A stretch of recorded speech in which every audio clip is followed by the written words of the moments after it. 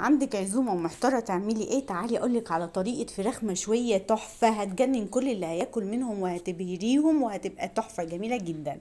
هتجيبي طماطمتين تلاتة وبصلاية 2 صغيرين او واحدة كبيرة، وهتحطيهم في الخلاط او الكب عندك مع عصرة ليمونة. العصرة الليمونة دي بدل الزبادي، عصرة ليمونة ومعلقة خل صغيرة، والتوابل اللي عندك بقى ومعلقة عسل كده صغيرة برضو.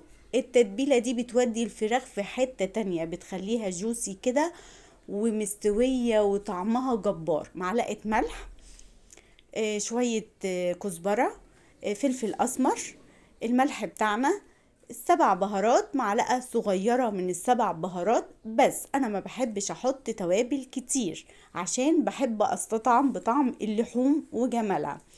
وهنا بقى بعد ما خلصت كل المكونات اللي انا حطيتها دي، احط شوية مي، ربع كوباية مية صغيرة، واضرب اضرب اضرب اضرب. وبعدين بجيب الفراخ بتاعتي بعد ما اكون حطاها مع حلول النقع بتاعنا اللي احنا متعودين عليه وغسلتها زي الفل، ببدأ بقى احطها في التتبيلة دي، وبكون حاطه عليها برضو شوية توابل كده من اللي انا حطيناهم للخلطة الجميلة دي. ورص رص رص. نسيت اقول لكم شوية زيت صغيرين خالص، في حدود 3 معالق زيت كده صغيرين مع الخلطة دي. وقلب قلب قلب كده، ورص في الصينية عندك ودخليها الفرن لحد ما تستوي معاكي.